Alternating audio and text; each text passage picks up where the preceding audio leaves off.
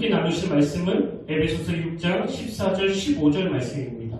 에베소서 6장 14절과 15절 말씀입니다. 신약 316페이지에 있습니다.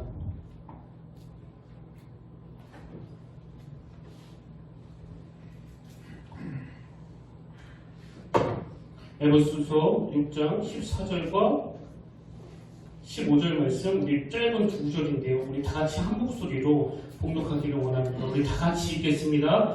시작! 그런즉 서서 진리로 너희 허리띠를 띠고 의의 활신경을 붙이고 평안의 복음이 준비한 것으로 신을 신고.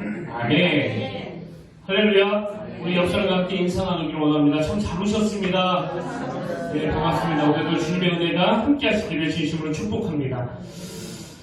지금 우리는 이 에베소서 6장에 나오는 하나님의 전신갑주에 대해 이 전신갑주에 해당하는 그 6가지 항목들에 대해서 같이 살펴보고 있는데요. 오늘은 그 세 번째 항목으로 신발입니다. 신발. 방금 읽은 15절을 다시 보십시오. 평안의 복음이 준비한 것으로 신을 신고. 오늘 저는 이 본문 15절 말씀을 세 파트로, 세 항목으로 나누어서 설명을 드리고 싶은데요. 제가 이 15절에 나오는 말씀 중에서 가장 먼저 다루고 싶은 건 끝에 나오는 이 한마디입니다. 신을 신고, 신을 신고. 이 신발의 기능을 생각해보면 여러분도 다 아시겠지만요. 우리가 그 집에 들어와서는 이 신을 안 신지 않습니까? 그래서 이 신발이 언제 필요하냐 하면은 집에 들어누워 있을 때가 아니라 그 활동할 때예요. 활동할 때. 뭐 집에 있을 때는 이 신을 신지 않습니다. 밖에 나가서 돌아다닐 때 필요한 게 바로 이 신발이거든요. 그러니까 오늘 본문 15절에 나오는 이 신을 신고라는 이 말씀은 행동을 전제로 하는 말씀입니다. 행동을.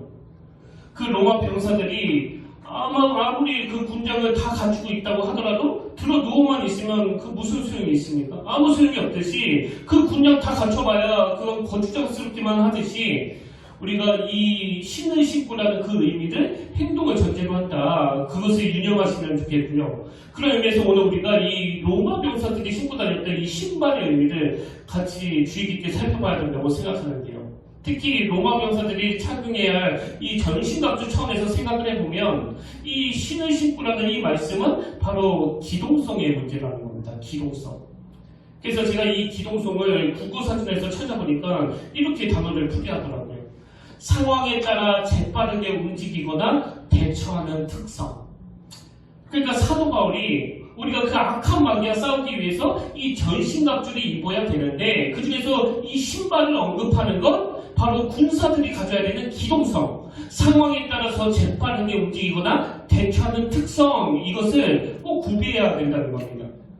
그래서 주석가 윌리엄 핸드릭스 목사님은 오늘 본문 15절 말씀을 풀이하면서 여기 나오는 평안의 복음이 준비하는 것으로 신을 신고 이 말씀은 나는 지금 적과 싸울 준비가 됐는가?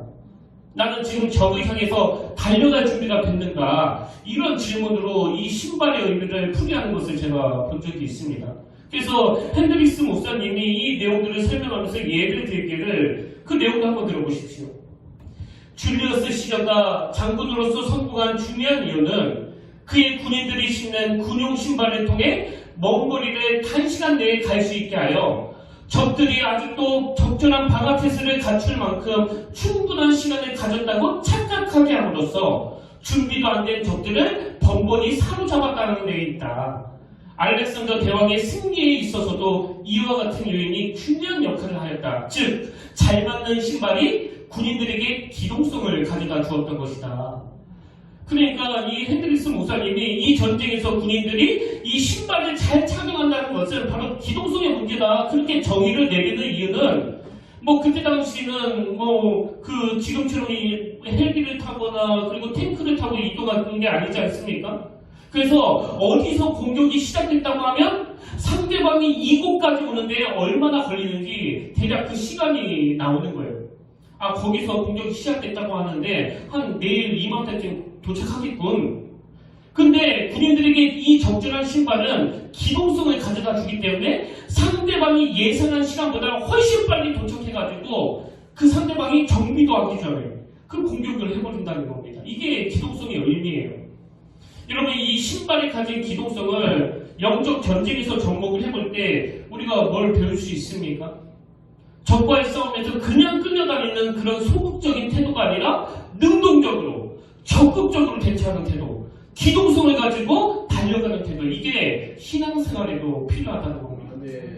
여러분도 다 아시겠지만 사실 이 신앙생활은요, 뭐 끌려다니고서는 절대 성장할 수 없는 거 아닙니까?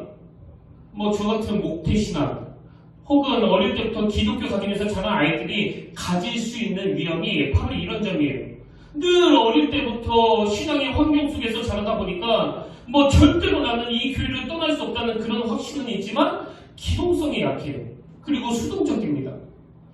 고등학교 때 막 은혜를 받고 가슴에 벅찬 뜨거움을 가진 그런 친구들을 보면은요, 기초는 좀 딸리지만 교리는 좀 부족하지만 막 그들이 가진 어떤 역동성. 그래서 저는 이 말씀을 준비하다가 그 어렴풋이 기억이 나는데요. 저 고등학교 때 그 같은 반 아이들 중에 그 예수 믿는 친구들이 굉장히 많았거든요. 그 중에서 그 오상진이라는 친구가 있었는데, 이 친구는 원래부터 교회를 다니던 애가 아니에요. 근데 수련회 때 은혜를 받고 뜨거운 마음을 가지고 그 교회도 안 다니는 애들뿐만 아니라 지금 교회를 너무나 잘 다니고 있는 저까지도 막 전도하려고 얼마나 열정을 가지고 기동성을 가지고 전도했는지 모릅니다. 여러분, 제가 모태신앙으로 그런 신앙의 가정에서 자랐지만요, 저는 20살이 될 때까지 아무 기동성도 없이 아무 열정도 없이 그렇게 영적으로 지지부진하게 신앙생활을 했었거든요.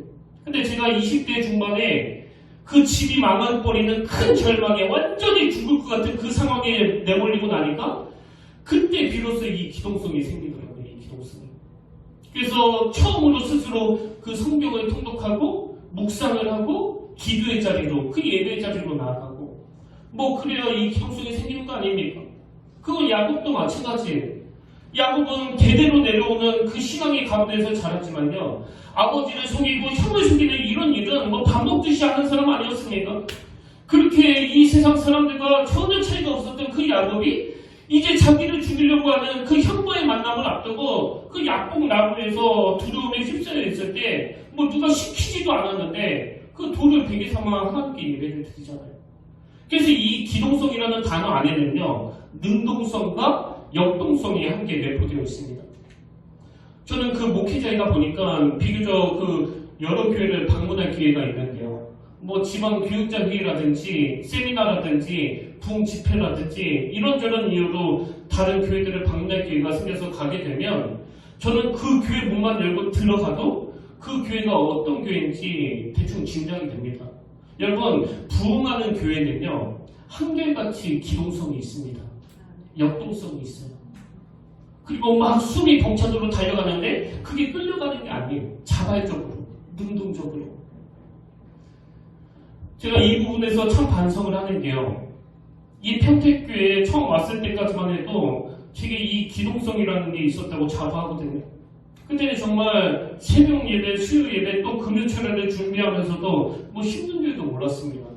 새벽 말씀을 준비할 때에도 이렇게 새벽을 깨우신 너무나 고마우신 분들에게 그냥 대충 말씀을 전할 수 없다. 그래가지고 처음부터 설교를 무슨 논문 쓰듯이 뭐 한 번 준비할 때마다 원고를 20장, 30장 막 그렇게 준비를 했었고요. 뭐 잠도 하루에 2-3시간밖에 못 잤거든요. 감히 말씀드리지만 이 평택교회에 처음 왔을 때 저에게는 상상할 수 없는 기동성이 또 역동성이 있었습니다. 그래서 제가 그 설교 시간에도 종종 우리가 이 야성을 회복해야 된다, 우리 다시 일어나 힘을 내야 된다, 이런 이야기를 많이 한 것 같은데 요즘에는 그 얘기가 쏙 들어갔습니다. 제가 영적으로 늙은 거예요. 노계가 된 거예요. 뭐 고맙게 해석해 주시는 분은 목사님 지금은 코로나 시대니까 함께 모이지 못하니까 그런 거죠. 그렇게 말씀하시는 분도 계실지는 모르겠지만요. 글쎄요.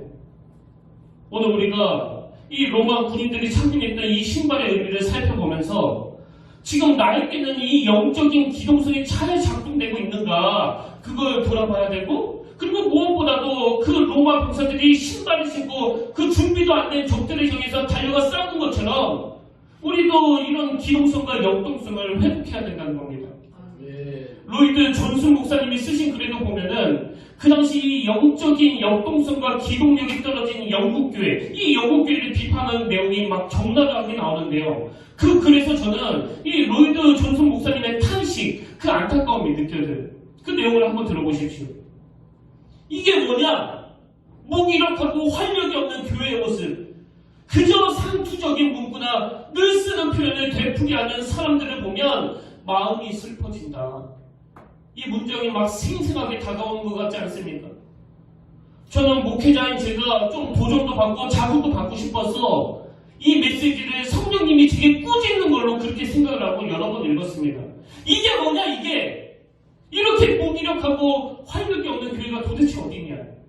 맨날 그 영혼이 담겨져 있지 않는 상투적인 문구나 쓰고 복음을 전할 생각은 하지도 않고 이게 뭐냐 이게? 우리는 늘 하나님 앞에서 우리 자신을 돌아봐야 돼요. 이 성령님의 꾸지람을 피하시면 안 됩니다. 오늘 주님께서 사랑으로 우리를 책망하실 때 이게 뭐냐 이게? 집사가 말이야. 장로가 그래서 해야 되겠어? 목사가 움직이지도 않고 그냥 입만 살아가지고 이게 뭐냐 이게? 그 군장만 갖추면 되는 거니? 기동성 있게 신발을 신고 달려가야 될 것이 아니냐? 저 같은 사람의 권위로서는 여러분의 정신을 번쩍 들게 할 수 없다고 생각하기 때문에 오늘 성령님께서 저 여러분에게 그렇게 신랄하게 책망으로 꾸짖음으로 그렇게 다가와 주시기를 원합니다.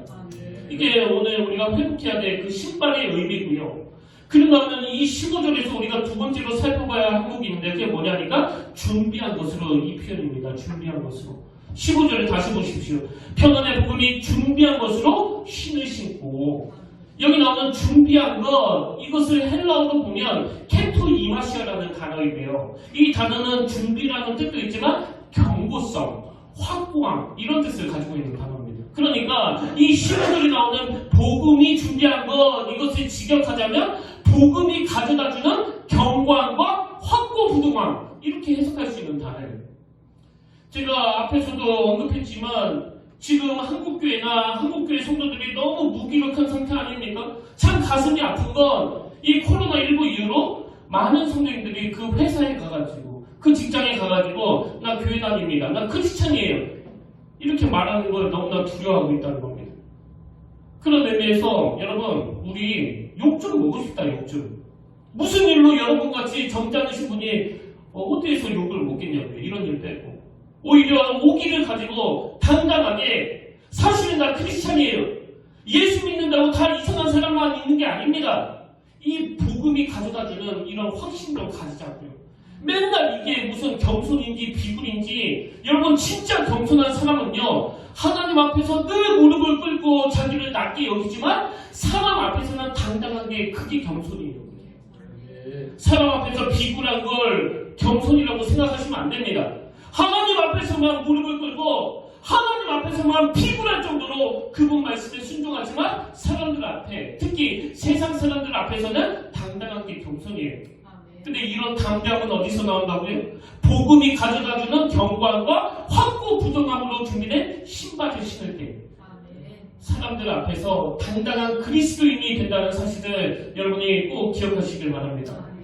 여러분도 아시다시피 원래 이 전쟁의 승리는 그 숫자 싸움 아닙니까? 얼마나 많은 병사를 가졌느냐가 우리가 아는 이 전쟁의 승패의 요인이라면요. 여러분 이 영적 전쟁의 승패는 이런 숫자의 문제가 아니에요. 얼마나 확고부동한 흔들리지 않는. 그래서 여러분 전쟁을 치를 때 그 일반 병사들의 그 힘과 실력도 중요하지만 그 특수훈련을 받은 군인들의 실력이 가장 중요한 거 아닙니까? 오늘 적어도 이 코로나19라는 위험 속에도 말씀을 사모하면서 이렇게 교회에 나오신 여러분들을 어찌 그 일반 병사라고 할 수 있겠습니까? 적어도 여러분들은 이 특수훈련을 받아 군사들과 되기를 원하는 분이라도 이미 그런 특수훈련을 받은 군사라고 저는 믿습니다. 그렇기 때문에 우리가 신어야 되는 신발은 복음이 가져다주는 경고함과 확고부동함으로 준비된 그런 신발이어야 돼요. 그럼 우리가 가져야 되는 확신이 뭐냐? 제가 참 사모하고 좋아하는 말씀 빌립보서 1장 1절 너희 안에서 착한 일을 시작하시니까 그리스도 예수의 날까지 이루실 줄을 우리는 확신하노라. 이 말씀이 바로 이 복음이 가져다주는 경고함과 그 확고부동함이 뭔지를 설명하고 있는 거 아닙니까? 그런가 하면 디모데후서 3장 14절을 세 번 읽어보십시오.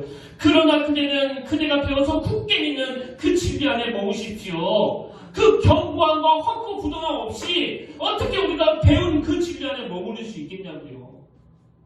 지금 너무나 많은 크리스찬들이 그 진리 안에 머무는 것이 아니라 진리 안에 잠깐 발을 담궜다가 이게 아닌가? 그래서 떠났다가 또 두들겨 맞고 또 돌아와가지고 있다가 이게 아닌가? 그래서 또 나갔다가 지금 이게 얼마나 많이 반복하고 있는지 모릅니다. 그래서 이번에 우리가 정말 이 하나님의 전신갑주를 입기를 사모하면서 함께 이 주제로 말씀을 나누는 건 이제는 좀 복음이 가져다주는 경관과 확고부동함을 가지고 이제는 좀 우리가 배워서 굳게 믿는 그 진리 안에 머물기를 원하기 때문이에요.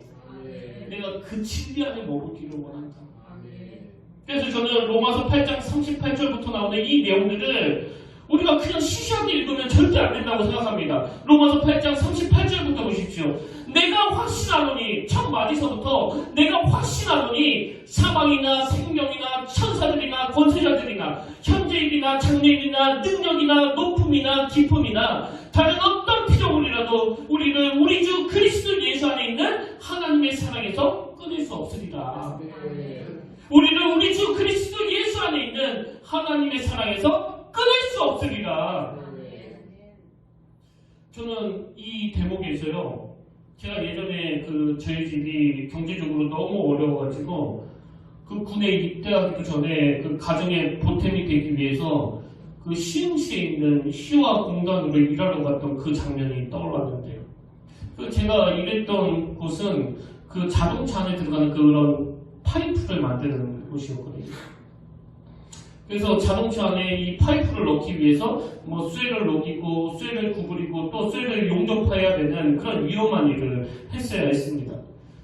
근데 이제 부모님과 마지막 인사를 하고 그 시화공단으로 떠나려고 하는데요. 저희 어머니가 그 시장에 가가지고 그 안전화 하나를 사오셨어요. 안전화.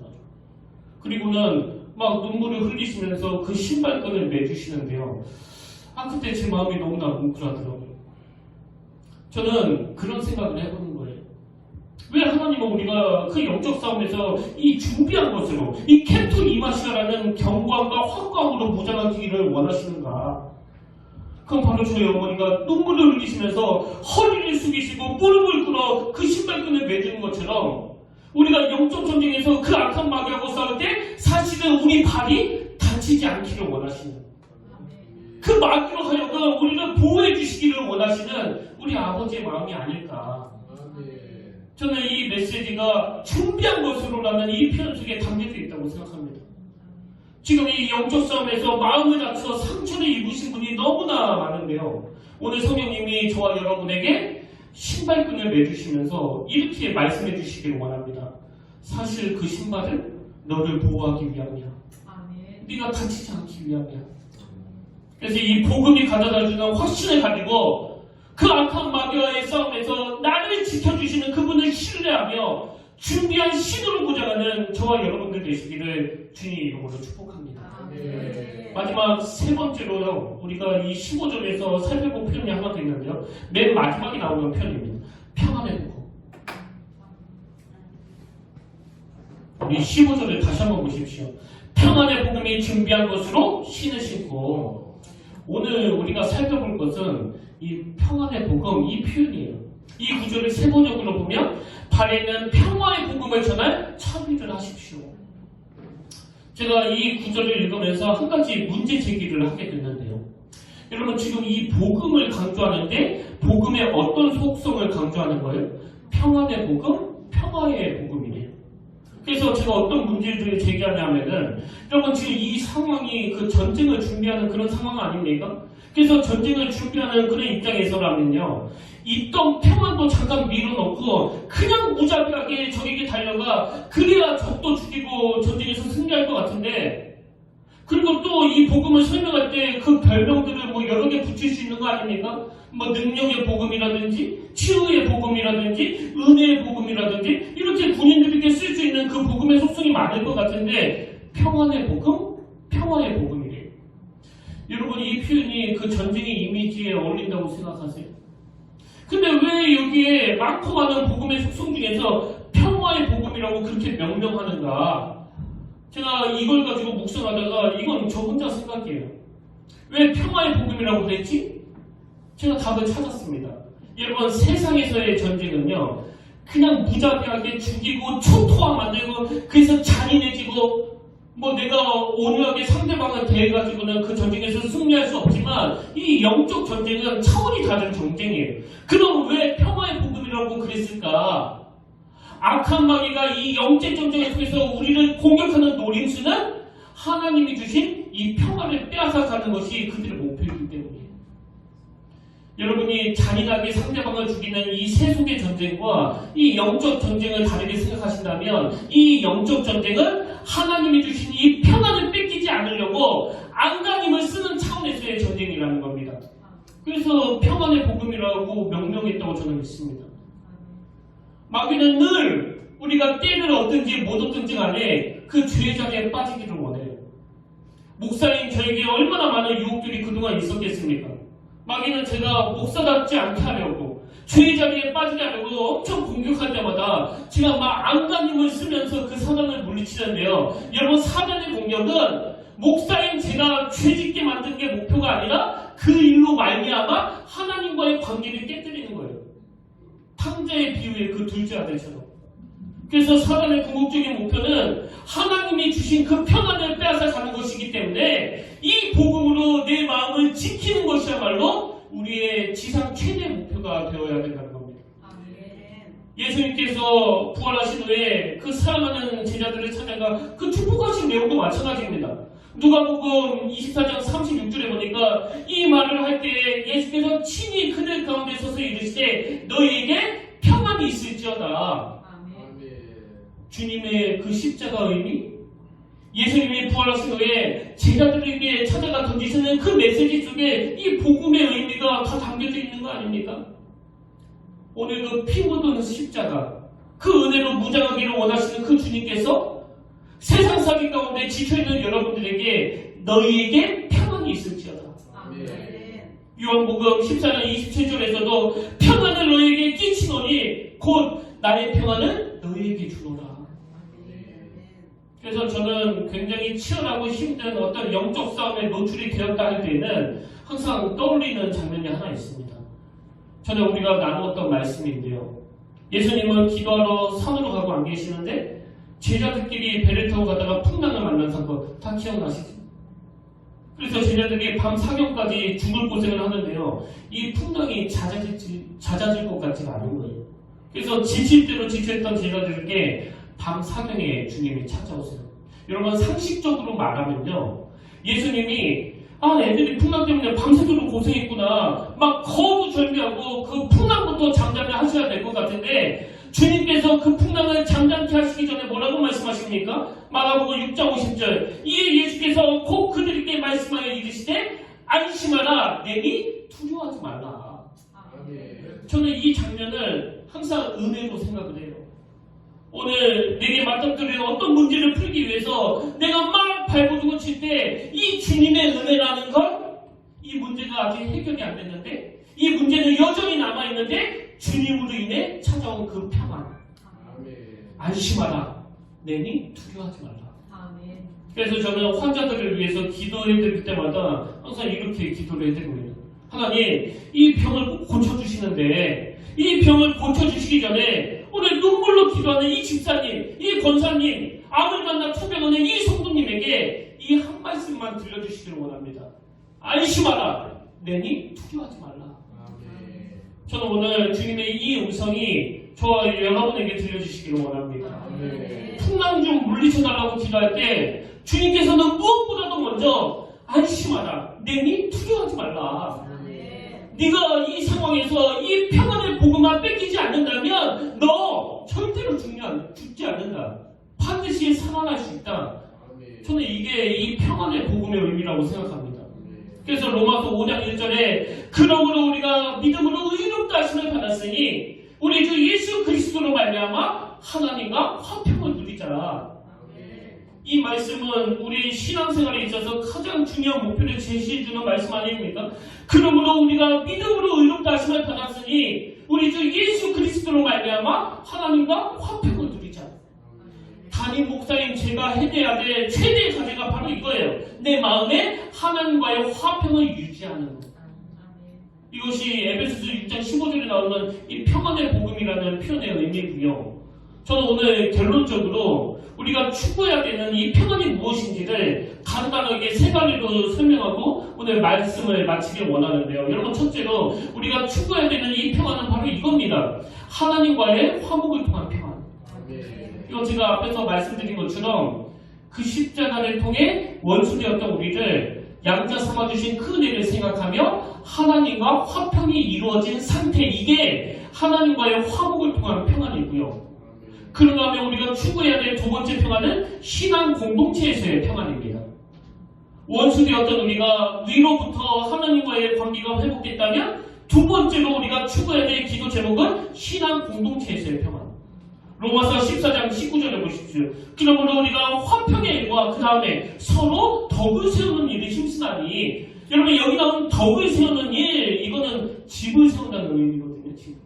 그러니까 공동체를 세워나가는 일은 혼자서 하는 일이 아니라 모든 사람과 더불어서 집을 짓는 일이기 때문에 집을 짓는 그 일이 가능하도록 화평의 일, 평화의 일에 힘을 쓰라는 겁니다. 그래서 여러분, 그 교회를 평가하는 기준은요, 뭐 우리 교회 몇 명이 모였었는데 뭐 이렇게 몇 명이나 늘었습니다, 그렇게 숫자로 평가하는 건 굉장히 나쁜 평가예요. 그 교회의 수준은요, 성도 간의 화목입니다. 서로 화목하고 서로 위해주고 서로 사랑하고. 왜 그래야만 됩니까? 그게 그 교회를 세워나가는데 가장 중요한 그 지붕을 받쳐주는 기둥이기 때문이에요. 그래서 빌레몬서 1장 7절에도 보니까 형제여 성도의 마음이 너로 말미암아 평안함을 얻었으니, 성도들의 마음이 너로 말미암아 평안함을 얻었으니 내가 나의 사랑으로 많은 기쁨과 위로를 받아노라. 뭐 지금처럼 교회 안에서 또 혹은 이 속회 안에서 함께 만나 교제하고 사랑을 나누는 여건이 안 될 때, 이때 여러분의 영적인 실력이 드러나는 거예요. 예배만 딱 드리고 성도들은 어떻게 사는지 아무 관심 없고 그렇게 일주일 내내 새까맣게 입고 산다면 그게 우리의 영적인 실력입니다. 너무너무 사랑하는 마음으로 그 지체들을 위해서, 그 성도들을 위해서 하나님 앞에 기도하고 또 축복하고, 그 유튜브에 정의의 이름으로 또 하나님의 이름으로 막 그냥 이 사람도 공격하고 저 사람도 공격하고, 그게 그 사람의 실력인 거예요. 그게. 여러분, 하나님과의 화평이 이루어진 관계는요, 자격이 하나도 없는 내가, 변명의 여지도 없이 죽을 수밖에 없는 내가 놀라우신 그 사랑으로 말미암아 그 하나님과의 관계가 회복됐다는 이 사실을 안다면, 그렇게 신랄하게 누구를 공격하고 만인 앞에 벌거벗기는 그런 일을 가지고 정의라고 생각하지 않습니다. 그 대신에 주님의 관용으로, 주님의 사랑으로, 이 사랑과 은혜로 우리가 오늘 이 자리에 서게 된 것처럼 서로 지체 간에 용서하고 허물은 덮어주고 용납하고.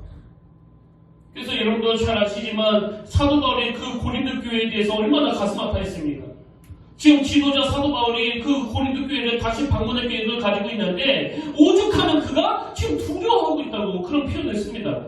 자, 그럼 뭘 두려워하느냐? 고린도후서 10장 20절, 내가 갈 때 너희를 내가 원하는 것과 같이 보지 못하고 또 내가 너희가 원하지 않는 것과 같이 보니까 두려워요. 지금 뭘 두려워하는 거예요? 지금 서로 피차간에 원하지 않는 모습을 보일까봐 크게 두렵다는 거예요. 그러면서 사도 바울이 가지고 있었던 그 두려움이 구체적으로 뭔지를 피력하는데요, 그들이 지금 이런 특수를 가지고 있을까봐, 또 다툼이나 시기와 분냄과 탕 찍는 것과 비방과 수군거림과 거만함과 혼란이 있을까 두려워하고, 내가 다시 고린도 교회를 방문할 계획을 세우고 있는데 예전에 고린도 교회 안에 있었던 그 문제들이 아직도 해결이 안 되고 여전히 서로 다투고 있을까봐 내가 두렵다는 거예요. 내가 오늘 한국교회를 향한 주님의 참 가슴 아픈 표현이 저는 여기에 다 담겨져 있다고 생각합니다. 허구한 날 내 탓이니 그건요, 화목이 뭔지를 모르는 분들이에요.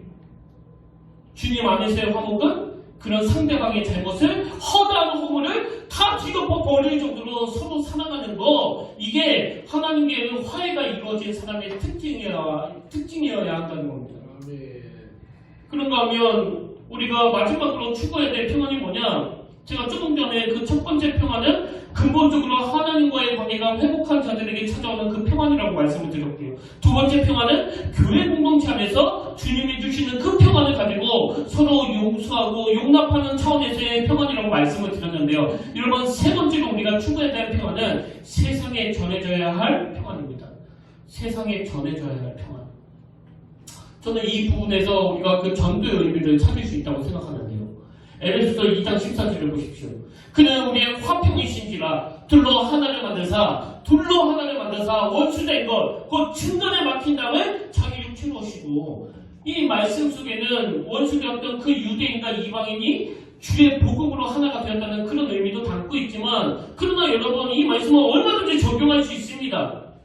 오늘 우리가 그리스도의 복음으로 세상 사람들과 화평을 회복하기 위해서 그들을 전도하고 교회로 초청하고 그들이 하나님과의 관계가 회복되기 위해서 평화의 관계가 이루어지도록 도와주는 일을 하는 거, 이게 전도의 궁극적인 목표예요.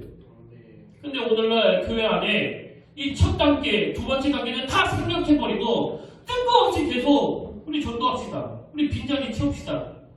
물론 그런 에너지, 그런 열정도 귀하지만요, 여러분, 그 전도지만 돌린다고 복음이 전해지는 게 아닙니다. 그렇기 때문에 여러분, 그렇게 복음을 전하려고 이 세상을 향해 나아가려면 그 앞에 첫 번째 항목인 하나님과의 화목을 통한 평안, 그리고 두 번째 항목인 신앙 공동체에서의 평안, 이게 먼저 이루어져야 된다는 사실이에요. 그래서 내가 하나님과의 관계가 회복이 되고 내 내면에 있던 그 두려움과 근심이 하나님과의 관계가 회복한 자들에게 찾아오는 그 샬롬으로 충만해지고, 그 샬롬으로 충만한 성도들이 모여가지고 서로 사랑하고 서로 신뢰하고 서로 축복하고 나보다 남을 낮게 여기고 저 사람을 위해서 손해보는 거 참 기쁨으로 여기고, 그 충만함으로 가득 찰 때 바로 세 번째 단계인 이 평안을, 이 복음을 세상에 전할 수 있게 된다는 겁니다. 그래서 이사야 52장 7절, 좋은 소식을 전하며 평안을 공포하며, 좋은 소식을 전하며, 이게 굿뉴스 복음 아닙니까? 좋은 소식을 전하며 평안을 공포하며 복된 좋은 소식을 가져오며 구원을 공포하며 시온을 향하여 이르기를. 그 다음 보세요. 내 하나님이 통치하신다 하는 자의 산을 넘는 발이, 내 하나님이 통치하신다 하는 자의 산을 넘는 발이 어찌 그리 아름다운가. 오늘 이 교회를 세워나가기 위해서 애쓰고 수고하는 여러분들의 그 몸부림 하나하나가 다 아름다운 발이에요. 그리고 하나님을 알지 못하는 내 배우자, 내 자녀, 그리고 이 세상 사람들에게 이 평화를 전하기 위해서 이리저리 애쓰는 그 흔적들 모두가 다 산을 넘는 발이 어찌 그리 아름다운가. 그래서 저는 오늘도 하나님 앞에 간절히 기도합니다. 하나님, 이 평안이 나로부터 시작해서 이 교회 공동체로 흘러가되 거기에서 멈추어지는 것이 아니라 지금 이 평안이 없어져 버린 이렇게 살벌하고 삭막한 이 시대와 이 세상을 향해 우리 평택교회 모든 성도가 하나님이 주시는 평화, 하나님이 주시는 이 평안을 흘려보내는 일에 쓰임을 받는 아름다운 산을 넘는 발이 되게 하여 주시옵소서. 어제 저는 이 말씀을 마무리하는 과정에서 그 보네포 목사님이 생각이 났는데요.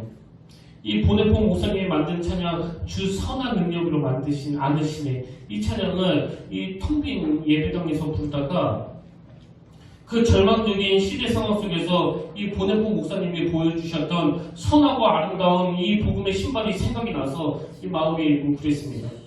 저는 이 찬양을 부르면서 여러분 영적인 상상력을 가지는 거예요. 비록 지금은 이렇게 텅 빈 공간에서 이 찬양을 부르지만 이곳에 주의 천사들이 가득 차 저에게 또 우리에게 다시 힘을 내라고, 다시 일어서라고 응원해주고 계신다고 저는 믿습니다. 오늘 결단 찬양으로 이 보네포 목사님의 주 선한 능력으로 안으시는 이 찬양 함께 부르실 때 여러분 그 영적인 상상력을 여러분도 가지게 되시길 바랍니다. 우리 가사를 생각하시면서 그리고 말씀을 기억하시면서 이 찬양을 하나님 앞에 올려드리기를 원합니다.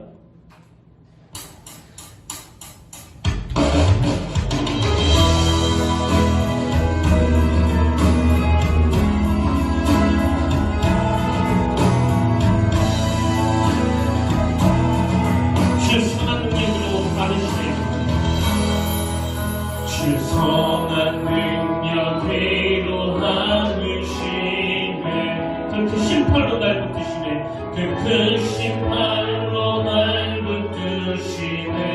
절망 속에도 흔들리지 않고 절망 속에도 흔들리지 않고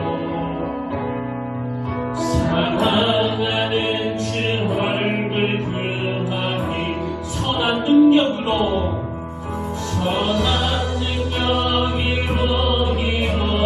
일어서리 주만을 지하리 믿음으로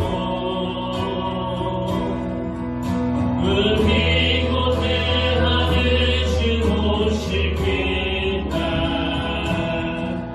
영광의 새날을 맞이하 이전의 괴로움 날 애워싸고 이전의 괴로움 날 애워싸고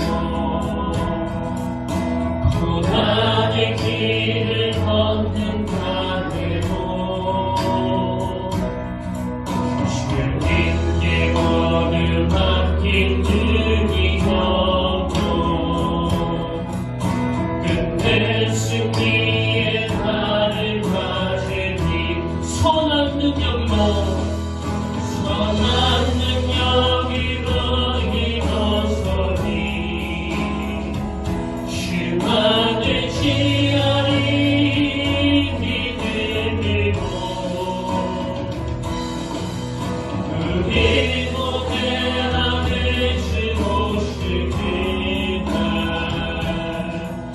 영광의 새날을 맞이 주님이 마신 고난의 승자는 주님이 마신 고난의 승자는 우리도 감사하며 받으니 우리도 감사하며 주님의 남은 고난 채워가며 주님의 남은 고난 채워가 예수와 복음 위에 살리라 예수와 복음 위에 살리 선한 능력으로 일어서리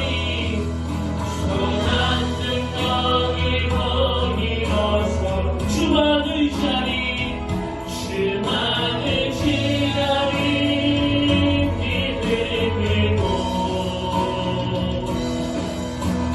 그리고 대하늘 주 오실 그날 승리의 새날을 맞이하리. 아멘. 우리 다 같이 기도하시겠습니다. 살아계신 하나님 아버지, 오늘 이곳에 모인 주의 자녀들이 샬롬의 은혜를 구합니다. 우리의 삶 속에서 그 깨어진 모든 관계가 하나님의 샬롬으로 말미암아 화평을 누리고 하나님의 샬롬으로 말미암아 용서가 하나님의 회복되기를 원합니다. 악에게 지지 말고 서로 악을 이기라고 말씀하신 하나님, 주님이 주신 그 사랑으로 서로 용서하고 용납하면서 주님이 걸어가신 그 길을 우리도 걸어가기를 원합니다. 오늘 영적 전쟁을 하면서 내 안에 평안을 잃어버리고 있는 건 아닌지 돌아보게 하시고 이 영적 전쟁에서 이 평안을 지켜갈 수 있는 그 영적인 민감함과 예민함 그리고 살아날 수 있는 능력이 회복될 수 있도록 성령님 우리를 붙잡아 주시옵소서.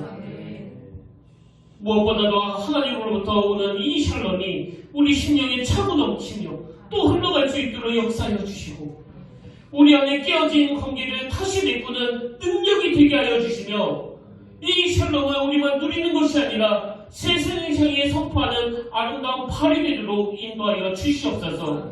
그 샬롬의 능력으로 역사해 주실 그 주님을 우리가 기대하면서 이 모든 말씀 거룩하신 예수의 이름으로 간절히 기도드립니다. 아멘. 우리 다같이 이제 일어나셔서 파송 찬양으로 이 찬양 불러보기를 원하는데요. 내는 주의 영광을 보내 우리 가운데 계신 주님, 여러분 이 찬양을 부르실 때 이곳에서 우리를 응원하고 계시는 그 천사들과 주님의 사람들을 여러분들 다 보게 되시기를 바랍니다. 내는 주의 영광을 보내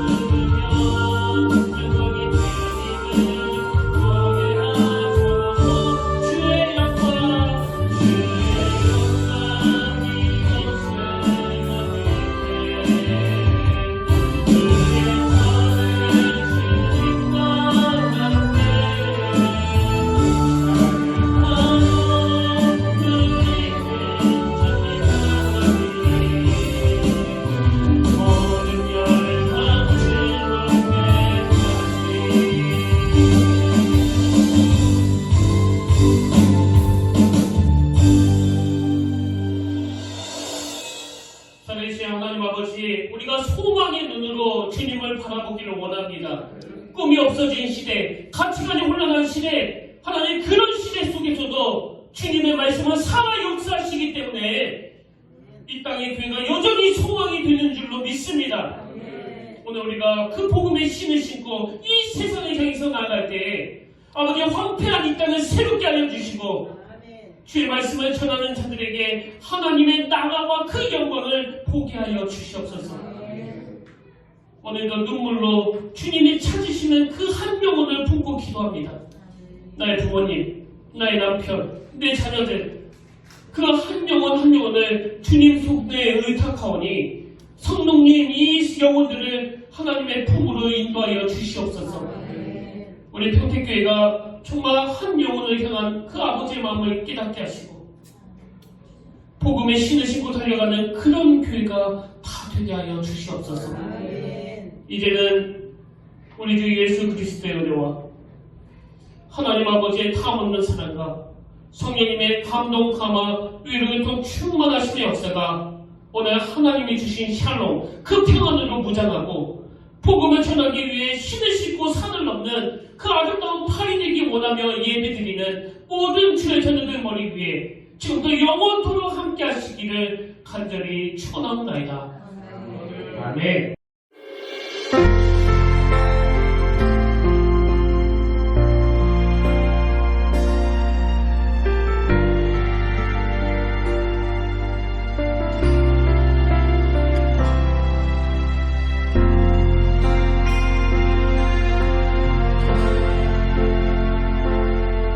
지금 서 있는 이곳에서 높임을 받으소서. 내가 받는 땅 주님의 땅